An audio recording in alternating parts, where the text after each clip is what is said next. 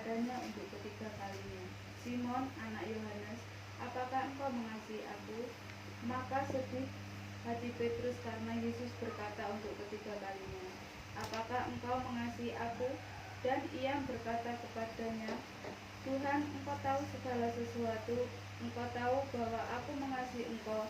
Kata Yesus kepadanya, "Gembalakanlah domba-dombaku." Aku berkata kepadamu, sesungguhnya ketika engkau masih muda, engkau mengikat pinggangmu sendiri dan engkau berjalan kemana saja kau kehendaki.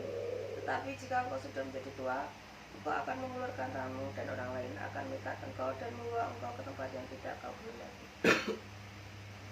Dan hal ini dikatakannya untuk menyatakan bagaimana Petrus akan mati dan memuliakan Allah sesudah mengatakan demikian.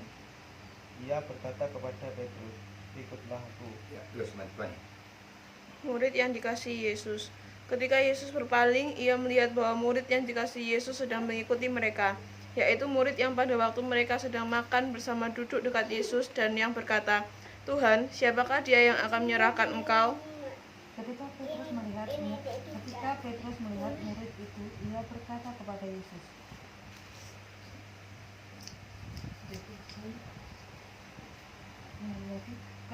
Ketika Petrus melihat murid itu, ia berkata kepada Yesus, "Tuhan, apakah yang akan terjadi dengan dia ini?" Jawab Yesus, "Jikalau aku menghendaki supaya ia tinggal hidup sampai aku datang, itu bukan urusanmu. Tetapi engkau ikutlah aku." Maka tersebarlah kabar ini di antara saudara-saudara itu, bahwa murid itu tidak akan mati. Tetapi Yesus tidak mengatakan kepada Petrus bahwa murid itu tidak akan mati, melainkan jikalau aku menghendaki supaya ia tinggal hidup dan sampai aku datang, itu bukan. Ya, terima kasih ya, kita telah mendengarkan firman Allah ini, dan kita ada ini merupakan kelanjutan daripada firman yang kita dengarkan kemarin hari Minggu, saudara sekalian ya, dimana kita sudah mendengarkan bagaimana Yesus itu yaitu memperlihatkan diri kepada para muridnya sampai ketiga kali, dan setelah Tuhan Yesus memberikan sarapan, maka Tuhan Yesus itu komunikasi atau wawancara atau yaitu tanya jawab dengan Petrus masalah kasihnya Petrus kepada Tuhan. Ya, dikatakan di sini pertama ayat 15, kedua ayat yang ke-16, yang ketiga adalah ayat yang ke-17, dan ayat 17 ini dikatakan di sini ya. Kata Yesus kepadanya untuk ketiga kalinya, "Simon, anak Yohanes, apakah engkau mengasihi aku?" Maka sedih hati Petrus karena Yesus berkata untuk ketiga kalinya. Ini saudara sekalian, kalau saudara sekalian ini diberitahu sama orang tua, kira-kira sampai ping telu gitu, jengkel apa enggak saudara sekalian? Ngerti mak, ngerti aku. Padahal urung dilakoni saudara ya. Ini Petrus ini bukan jengkel tetapi sedih saudara. Sedih itu artinya kok saya itu tidak bisa melakukan apa yang diminta Tuhan kok. Gitu loh. Karena di dalam ayat-ayat ini saudara, pertanyaan Tuhan ayat 15 ini lain dengan pertanyaan Tuhan ayat 16 dan ayat yang ke-17. Kalau ayat yang ke-15 ini Tuhan berkata, "Apakah engkau mengasihi aku lebih daripada mereka?" Ini kata firman Allah dikatakan di sini, mengasihi aku itu lebih daripada mereka. Tuhan ingin supaya Petrus ini mengasihi Tuhan dengan kasih agape. Kasih agape itu adalah kasih antara Tuhan dengan manusia. Saudara, kasih yang rela berkorban. Kalau saya kemarin dapatkan demikian. Kasih agape adalah kasih yang rasional dan berujung karena dari pikiran dan dari kehendak. Jadi kasih itu benar-benar dari hati yang dalam. Sedangkan ayat yang ke-16 dan ayat yang ke-17, pertanyaan Tuhan sekarang turun, yaitu bukan kasih agape tetapi kasih filio. Dikatakan di sini perasaan yang hangat yang lazim dengan diketahui dengan emosi. Ini perasaan kasih antara sesama saudara. Ya, antara anak dengan orang tua, antara saya dengan saudara sekalian, ini kasih filio, kasih sesama. Tetapi kalau kasih agape itu antara kita seperti Tuhan dengan kita, kasih yang rela berkorban. Saudara, ini yang membuat Petrus itu sedih. Mengapa demikian? Karena pada waktu itu Petrus itu sangat mengerti yang diminta Tuhan, saudara. Supaya Petrus ini benar-benar mengetahui karena Tuhan itu juga sangat mengasihi Petrus. Murid yang namanya Petrus ini adalah murid yang pertama kali ikut Tuhan. Saudara, Tuhan berkata, apakah engkau mengasihi aku lebih daripada mereka? Artinya Tuhan ingin supaya kasihnya Petrus kepada Tuhan lebih daripada yang lainnya. Kalau sekarang di sini ini, ya di sini ini anaknya Pak Sarkam ini yang paling besar adalah yaitu Bu Sri. Maka ketika bertanya kepada Bu Sri, Sri, apa kowe iki tresno ning makmu luwih saka adik-adikmu? Harusnya jawabnya apa? Iya, karena saya ini yang paling tua dan yang sudah pernah banyak sekali merasakan kasih sayang orang tua. Itu yang harus kita lakukan, begitu saudara. Semakin saudara dan saya ini mengasihi Tuhan, maka seharusnya saudara dan saya semakin mengasihi Yesus dengan benar. Jangan sampai saudara dan saya ini mengasihi Tuhan, tetapi nanti disalib dengan jemaat-jemaat yang baru. Saudara, ada jemaat baru itu mengasihi Tuhan lebih sungguh-sungguh, sedangkan saudara dan saya, aku menulis pale lah. Jangan. Saudara. Karena apa? Suatu saat saudara dan saya ini akan menyesal, saudara. Ketika kasih kita itu tidak memenuhi standarnya Tuhan atau ukuran Tuhan, saudara dan saya nanti pasti mengalami satu yang namanya penyesalan. Maka Tuhan ingatkan kepada Petrus, di situ katakan ayat yang ke-19, dan hal ini dikatakannya untuk menyatakan bagaimana Petrus akan mati dan memuliakan Allah. Sesudah mengatakan demikian, ia berkata kepada Petrus, ikutlah aku.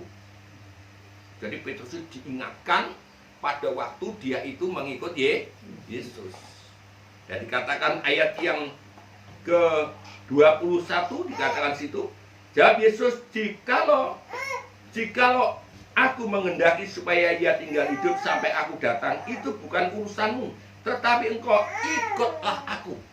Jadi saudara, ini adalah ikutlah aku yang kedua. Saudara, artinya benar-benar Petrus itu harus mengikut Tuhan. Mengikut Tuhan itu dikatakan dalam Injil Matius, itu harus mau menyangkal diri dan memikul salib. Kalau saudara dan saya mengasihi Tuhan dengan benar, saudara dan saya ini pasti bisa kok menyangkal diri dan mikul salib, itu pasti bisa. Saudara dan saya mengasihi Tuhan itu harusnya begitu. Jangan sampai saudara dan saya mengasihi Tuhan, tetapi saudara dan saya tidak mikul salib dan menyangkal diri. Apa sih menyangkal diri itu? Menyangkal diri itu artinya berani berkorban untuk kepentingan Tuhan. Itu menyangkal diri.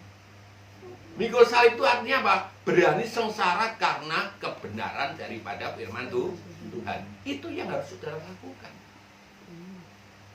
Saudara, tadi saya kupas juga di tempatnya Bu Muji begitu, saudara. Bahwa saudara dan saya harus sungguh-sungguh mengikut Tuhan dengan benar, saudara. Coba kita baca itu sekali di dalam Injil Matius pasal yang ke-10. Injil Matius pasal yang ke-10. Bagaimana mengikut Tuhan dengan benar, saudara ya.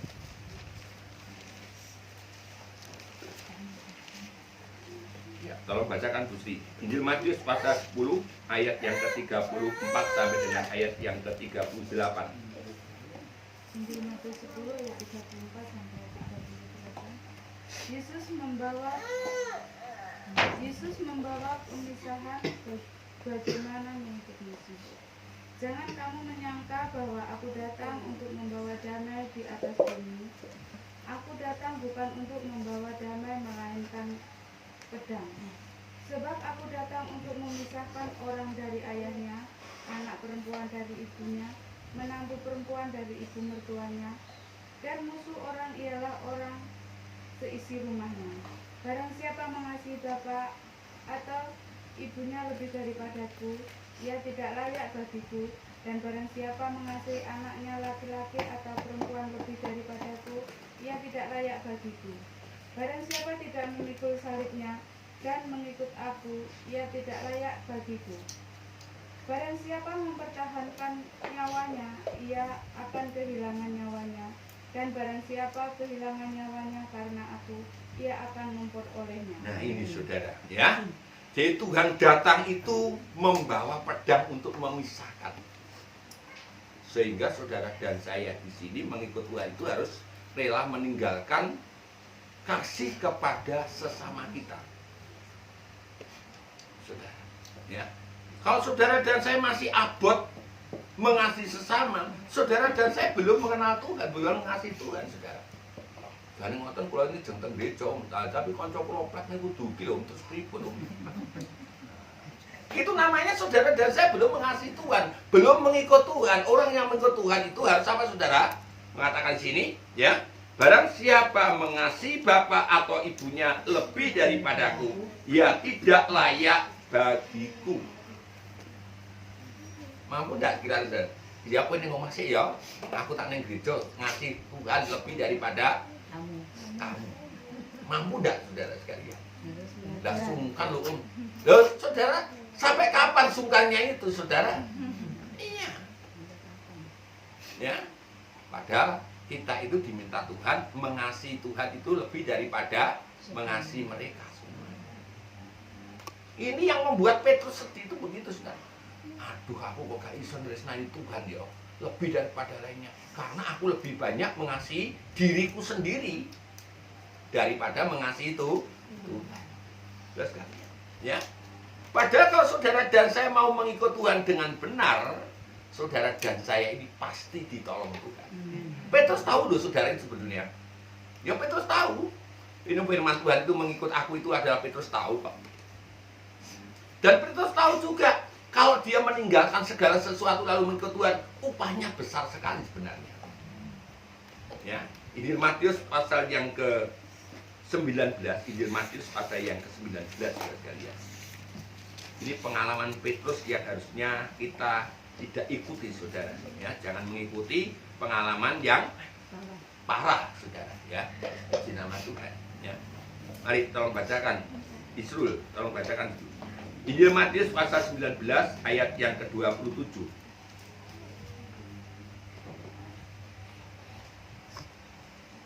Upah mengikuti Yesus. Nah, upah mengikut Yesus. Terus Lalu Petrus menjawab dan berkata kepada Yesus, kami ini telah meninggalkan segala sesuatu dan mengikuti Engkau. Jadi apakah yang akan kamu peroleh? Kami peroleh. terus Kata Yesus. Evan. Kata Yesus kepada mereka, aku berkata kepadamu, sesungguhnya pada waktu pencipta kembali apabila anak manusia bersemayam di tahta kemuliaannya, kamu yang telah mengikuti aku akan duduk juga di atas 12 tahta untuk menghakimi kedua belas suku Israel. Lanjut, Fani. Dan setiap orang yang karena namaku meninggalkan rumahnya, saudaranya laki-laki atau saudaranya perempuan, bapak atau ibunya, anak-anak atau ladangnya, akan menerima kembali 100 kali lipat dan akan memperoleh hidup yang kekal. Tetapi banyak orang yang terdahulu akan menjadi yang terakhir, dan yang terakhir akan menjadi yang terdahulu. Nah, Petrus sudah tahu, saudara. Maka Tuhan katakan ikutlah aku 2 kali itu sebenarnya Petrus itu diingatkan bagaimana kesaksian Petrus ketika dia berkata begitu itu. Tuhan, aku telah meninggalkan segala sesuatu. Tapi mengapa kok Petrus itu lalu tidak bisa mengasihi Tuhan ya? Saudara dan saya sekalian yang dikasih Tuhan, kita ini sebenarnya sudah mendengar firman Tuhan itu sudah luar biasa. Tapi seringkali untuk praktek mengasihi Tuhan itu tidak bisa. Mengapa saudara sekalian? Dikarenakan saudara dan saya ini kurang meyakini firman Tuhan. Iya. Ya. Saudara dan saya, ketika saudara dan saya mau mengasihi Tuhan, syaratnya itu saudara harus yakin firman Tuhan dan melakukan firman Tuhan. Itu yang namanya mengasihi itu Tuhan. Petrus itu tahu. Oh, Tuhan berkata, sudah banyak kali Petrus ini ikut Tuhan, sudah murid jadi yang pertama. Mengapa kok harus ingatkan? Kamu Petrus ikutlah aku. Kamu Petrus gak usah mikir itu, kamu yang penting ikut aku. Karena pikiran Petrus belum sungguh-sungguh mengerti tentang kehendak Tuhan. Ini yang harus kita ubah, saudara sekalian. Ya. Wah, kalau nanti saudara sekalian baca setelah Petrus itu bertobat, dia itu orang Kristen yang sungguh-sungguh militan. Ditangkap. Kamu udah usah ngajar Yesus. Dia katakan, aku lebih baik takut kepada Tuhan daripada takut kepada manusia. Di penjara, Petrus tidak susah. Sama Tuhan dilepaskan. Saudara. Ya. Jadi, kalau saudara dan saya mau mengasihi Tuhan dengan benar, saya percaya Tuhan pasti memelihara saudara dan saya. Karena firman Allah katakan, aku mengasihi orang yang mengasihi aku, dan kepadanya akan kuberikan kehormatan dan kemuliaan. Dalam Amsal pasal 8. Jadi kalau saudara dan saya ini tidak bisa mengasihi Tuhan, pertama kali, karena saudara dan saya tidak meyakini firman Allah itu sungguh-sungguh terjadi. Tuhan perlu mengingatkan itu kepada Petrus, saudara. Iya. Mari Bapak Ibu sekalian. Loh, memang iblis itu caranya kan begitu, saudara. Iblis itu caranya supaya saudara dan saya ini tidak percaya kepada firman Tuhan. Iblis itu yaitu kehidupan yang sungguh-sungguh ingin membelokkan firman Allah supaya nanti di neraka banyak temannya. Maka firman Allah tadi katakan, yang terdahulu menjadi yang terkemudian bisa menjadi yang terdahulu. Ini soal menangkap firman Tuhan, itu begitu loh, saudara. Ada jemaat itu yang sudah lama sekali, ya sudah lama sekali ikut Tuhan, tetapi rohaninya tidak bertumbuh-tumbuh. Ada jemaat yang baru masuk, lalu dia itu rohaninya bagus. Itu terletak kerinduan kita meyakini firman Tuhan itu iya dan amin. Ini bicara iman, saudara. Iman itu harus kita lakukan dengan melakukan firman Tuhan. Kalau firman itu enggak, iman itu saudara sekalian enggak saudara lakukan, saudara tidak akan mendapat apa-apa. Dikatakan firman Tuhan dalam Yakobus, iman tanpa perbuatan adalah mati.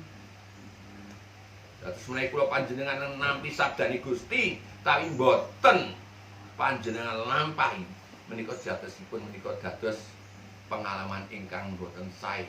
Ateges iman kita menika iman ingkang mati. Ini yang dialami Petrus, itu sebabnya Petrus sedih.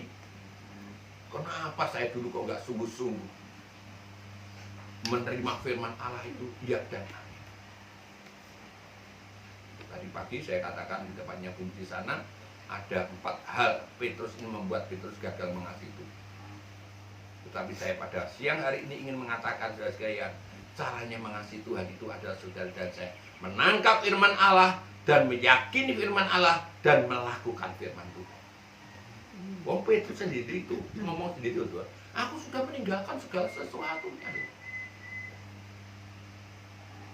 Ketika kita itu berhadapan dengan ini mungkin bisa terjadi loh saudara nggih. Nek jenengan ngomong adep kali kula nggih, adepan ngeten, jenengan muni amin, amin, amin. Kayak Petrus kan ngoten nggih. Petrus niku waktu ditanyai Tuhan itu kan menyatakan saja, Petrus, kamu nanti akan menyangka, oh enggak Tuhan, aku rela mati, rela di penjara. Tibane tidak bisa melakukan itu. Jangan sampai begitu, saudara. Kalau saudara dan saya ini menerima firman Allah, katakan Tuhan, berikan kemampuan saya untuk melakukan. Maka di situ nanti ada satu kebahagiaan. Sebab bukan mendengar yang berbahagia. Memang mendengar itu bahagia, saudara. Bukan membaca yang berbahagia, tetapi yang melakukan itu yang paling bahagia. Petrus tidak bisa berbuat itu, saudara. Ya. Dan ketika saudara dan saya ini sudah mendengar firman Allah, maka saudara dan saya ini harusnya mulai bertumbuh. Ya bertumbuh ndak iso samane wit niku nggih, wit niku jangan tandur sakniki, sesuk moro-moro jangan panen, mboten saged. Kudu napa?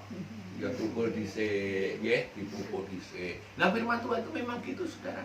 Nggak bisa saudara, saya ikut Tuhan supaya diberkati, jangan ikut lalu diberkati, nggak bisa. Harus melakukan, yaitu firman Tuhan. Terus kita lakukan. Saudara, ya. Saya pun juga begitu, saudara. Ya, nggak moro-moro tekan yang kini, terus moro-moro diberkati Tuhan. Enggak, harus melalui suatu proses, saudara. Ya. Masyarakat ini membongkar gereja ini pinter mal bacaan nggih. Bongkar, karo kesuhan dibongkar. Ya, kemudian dibongkar maneh. Nggak bisa, saudara. Nah, saudara dan saya ini kalau bisa melakukan begitu terus menerus, maka saudara dan saya sungguh-sungguh akan mengasihi Yesus, dan orang yang mengasihi Yesus itu adalah orang-orang yang diberkati Tuhan. Iya. Ya. Sehingga Tuhan katakan sudah Petrus, nggak usah ngurus yang lain-lainnya, dikatakan situ. Ya, ayat yang ke-22 tadi. Jawab Yesus dalam Injil Yohanes pasal 21. Jawab Yesus, jikalau aku menghendaki supaya dia tinggal hidup sampai aku datang, itu bukan urusanmu, tetapi engkau ikutlah aku. Jadi jenengan boten sesah ngurusi urusan wong liya. Sing penting jenengan iku napa? Sakniki padha-padha upaya yaitu mengikut Yesus dengan kebenaran. Lah pripun om nek ngoten ya kula jari boten ngoten. Ya, tidak begitu, saudara. Tetapi yang saya katakan yaitu ngurus orang lain itu soal keselamatan, saudara. Keselamatan itu artinya kita tidak bisa gundal kepada orang lain. Itu adalah hak saudara dan saya sungguh-sungguh untuk mengikut Tuhan. Nek wis aku ngono pengen selamat, jenengan mesti usaha. Nggih. Apa iki kok gak betul Pak, usaha Pak. Wis tahu urusanmu. Nanti itu urusan Tuhan, tetapi saudara dan saya harus apa? Tetap mengingatkan supaya semuanya bisa berjalan dengan indah, supaya saudara dan saya jangan sampai mengasihi Tuhan kurang daripada mengasihi sesama. Ya. Saya katakan di tempatnya pemuji sana. Sekarang itu saudara, harta itu tidak ada artinya kok. Ya. Omah gede, ya. Gereja gede, dinten-dinten ini juga tidak ada artinya. Tuhan katakan, sudah kamu sekarang itu kebaktian di rumah-rumah. Bukan berarti lalu Tuhan gunanya gereja bangun. Bukan begitu. Tuhan ingin supaya saudara dan saya lebih mencintai Tuhan daripada harta dunia yang ada ini, saudara. Iya. Mobil bagus. Sekarang juga tidak ada artinya. Yang didit cegat ya, mau di sarongan orang lu Bali.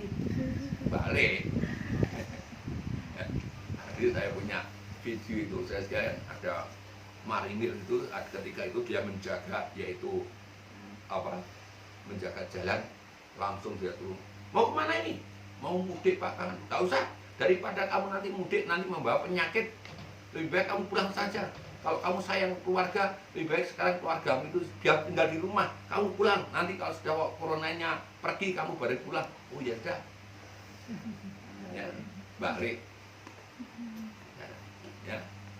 Jadi sekarang itu Tuhan ingin supaya saudara dan saya mencintai Tuhan lebih dari yang lainnya. Dimulai dari apa? Dari mendengar firman Tuhan. Jadi jangan sampai saudara dan saya ini hanya omong Tuhan aku demikian. Oh, enggak. Mari kita sekarang belajar menjadi pelaku-pelaku firman.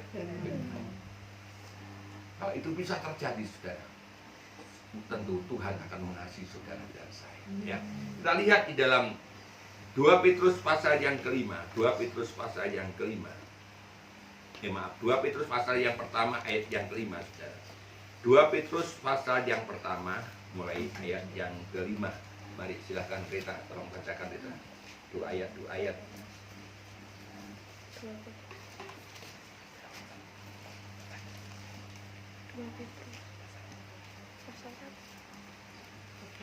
Ya, ayat 5.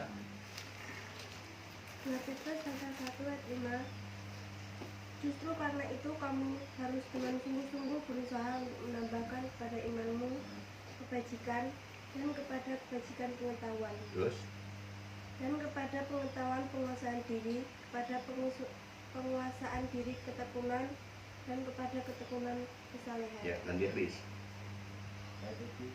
Dan kepada kesalehan kasih akan saudara-saudara, dan kepada kasih akan saudara-saudara kasih akan semua orang. Terus Sebab apabila semuanya itu ada kamu, dengan berlimpah-limpah kamu akan dibuatnya menjadi giat dan berhasil, dan pengenalanmu akan Yesus Kristus dengan kita. nanti ini. Tetapi barang siapa tidak memiliki semuanya itu, ia menjadi buta dan picik, karena ia lupa bahwa dosa-dosanya yang dahulu telah dihapuskan. Karena itu, saudara-saudaraku, berusahalah sungguh-sungguh supaya panggilan dan pilihanmu makin teguh, sebab jikalau kamu melakukannya, kamu tidak akan pernah tersandung. Terus Dengan demikian kepada kamu akan dikaruniakan hak penuh untuk memasuki kerajaan kekal, yaitu kerajaan Tuhan dan juru selamat kita Yesus Kristus. nah ini saudara. Jadi iman itu datangnya dari mendengar, tetapi bukan hanya berhenti mendengar, harus kita tambahi. Sampai dikatakan di situ ayat yang ke-8, sebab apabila semuanya itu ada padamu dari iman sampai kita ini mengasihi, maka kalau itu ada pada kita, kita dibuat giat dan berhasil, dan kita tidak pernah tersandung. Dan kita dikatakan itu diberi hak penuh untuk masuk dalam kerajaan surga. Ini sudah sekali. Ya. Jadi mengasihi Tuhan itu dimulai apa? Dimulai saat kita mendengar dan melakukan firman Tuhan. Kalau saudara dan saya sungguh-sungguh bisa melakukan firman Allah, itu namanya saudara dan saya sudah mengikut jalannya Tuhan. Titikane napa nggih? Nek jenengan niku nderek Gusti niku titikane napa kira-kira? Pak Sarkam niki nderek Gusti ngono titikane napa Pak Sarkam? Oh, Pak Sarkam nderek Gusti iki titikane apa kira-kira? Dereng ngerti. Apa? Hari keselamatan. Titikane niku tandane apa? Wong niku ikut Yesus ini apa? Ke gereja. Ke gereja. Kata-katanya kata-kata apa? Titikane ikut Yesus itu adalah berani untuk pikul salib dan menyangkal diri. Itu saja saudara. Jenenganku nah menyangkal diriku no. Ya tadi saya katakan, saudara tidak mementingkan diri sendiri. Dan mengikut salib itu artinya melakukan apa yang diajarkan oleh firman Tuhan. Memikul salib berani sengsara karena melakukan firman Tuhan. Saiki saumpamane Mbak Pur niki dipopot karo. Nyapa to aku nang gereja kumbahan akeh kok ya nang gereja. Jawabnya apa, Mbak? Jawabnya apa? Ya beribadah dulu. Loh, Nah. jawabnya Mbak Pur dulu, kok itu anakmu. Jawabnya apa? Maka itu kan. Ya Pak, saya akan belajar mengasihi Tuhan lebih dulu. Iya, itu namanya kita pikul salib itu begitu itu, saudara. Iya, ya. Kalau itu bisa kita lakukan, kita tidak tersandung, bahkan kita dibuatkan giat dan berhasil.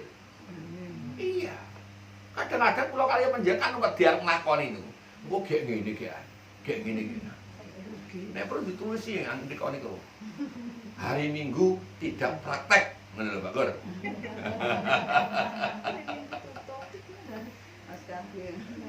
Hari Minggu tidak praktek. Jadi Ada masalah uang beres praktek. kok itu ditulisi ngono kuwi. Klopone ditulisi hari Minggu tidak praktek naik. Nah.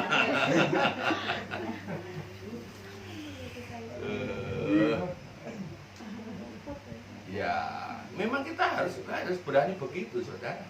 Iya, ya. harus berani untuk pikul salib, karena memang ikut Tuhan itu harus rela menderita, saudara. Ya. 2 Timotius pasal yang ketiga, 2 Timotius pasal yang ketiga.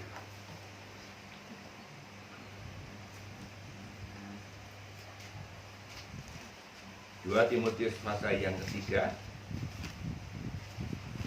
ayat yang ke-10 sampai dengan ayat yang ke-12. Saya baca ayat yang ke-10, saudara baca ayat ke-11, nanti ayat 12 kita baca bersama-sama. Iman bertumbuh dalam penganiayaan dan dalam pembacaan kitab suci. Tetapi engkau telah mengikuti ajaranku, cara hidupku, pendirianku, imanku, kesabaranku, kasihku, dan ketekunanku. Engkau telah ikut menderita penganiayaan dan sengsara seperti yang telah kuderita di Antiokhia dan di Ikonium dan di Listra. Semua penganiayaan itu kuderita dan Tuhan telah melepaskan aku daripadanya. Sama-sama. Memang setiap orang yang mau hidup beribadah di dalam Kristus Yesus akan menderita aniaya. Amin. Iya, ya. Jadi saudara dan saya harus mengikuti ini firman Tuhan sebagai bukti kita itu mengikut Yesus. Berani sengsara. Kan kanca-kanca kula niku sakniki enten sing ya susah, ora enek corona niki susah, tapi enek sing seneng. Nggih, senenge ngeten sih, nggih. Wis malah beneran wis orang layani wis. tapi orang layani, tapi kolektornya jaluki, saudara. Jadi bendahara ini napa niku? Keliling. Ayo besarkan jenengan biasanya nek minggu niku kolektor piro? 5.000, ini 5.000. Tadi dilepokno kas gereja. Ada yang bilang gitu tadi, malah beneran enek corona wis ora iso nglayani, sing penting duwite teko. Ya, iya lucu-lucu saudara. Loh saudara kan begitu juga. Wah malah beneran wis ora enek corona, gak ning gereja wis malah seneng.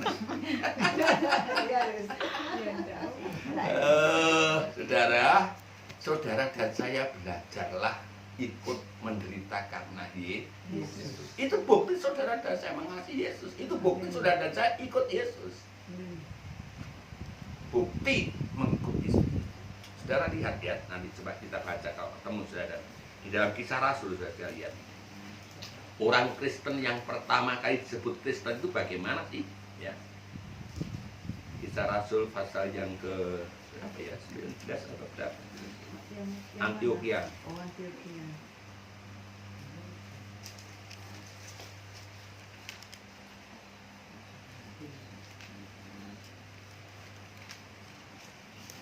Dalam situ bahwa orang-orang itu disebut Kristen.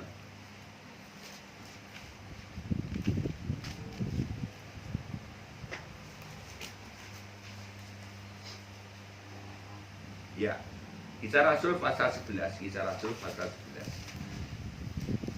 Ayat yang ke-26, mari yang sudah dapat tolong bacakan.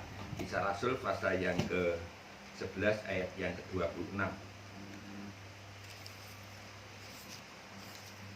Kisah Rasul pasal 11 ayat 26. Ya. Mereka tinggal bersama-sama dengan jemaat itu 1 tahun lamanya sambil mengajar banyak orang. Di Antiokhia lah murid-murid itu untuk pertama kalinya disebut Kristen. Terus Pada waktu itu datanglah beberapa nabi dan Yerusalem ke Antiokhia. kurang tadi. Pada waktu itu datanglah beberapa nabi dari Yerusalem ke Antiokhia. Terus Seorang dari mereka yang bernama Agabus bangkit dan oleh kuasa roh ia mengatakan bahwa seluruh dunia akan ditimpa bahaya kelaparan yang besar. Hal itu terjadi juga pada zaman Claudius.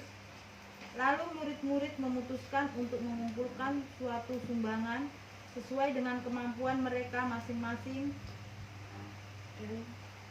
dan mengirimkannya kepada saudara-saudara yang diam di Yudea. nah, jadi di sini ini orang Kristen itu adalah orang yang suka berkorban. Saudara. Ya. Orang Kristen itu adalah orang yang suka berkorban. Orang yang mengikut Yesus adalah suka. Orang itu berani untuk ikut sengsara karena Yesus. Berkorban itu sengsara loh saudara. Iya. Ya. Ini marilah kita buktikan bahwa kita itu pengikut-pengikut Yesus.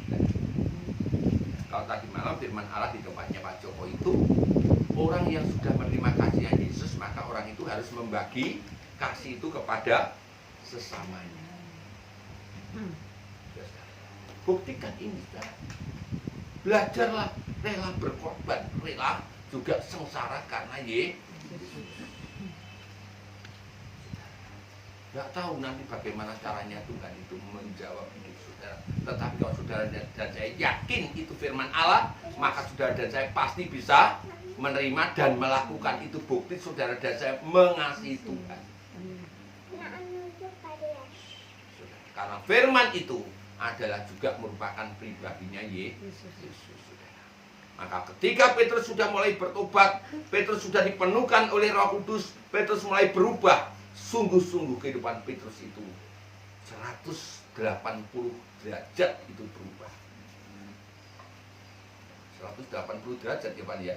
Kalau gini kan 180 derajat ya. Iya, ya. 180 derajat. Berubah. Mari kita belajar. Ya. Karena di dalam Yesus itu sungguh-sungguh ada janji keselamatan yang saudara dan saya. Mari kita sama-sama duduk kepala dan kita berdoa. Haleluya. Kita belajar mengasihi Yesus saudara sekalian. Dengan apa akan kubalas? Oh Bapa yang setia.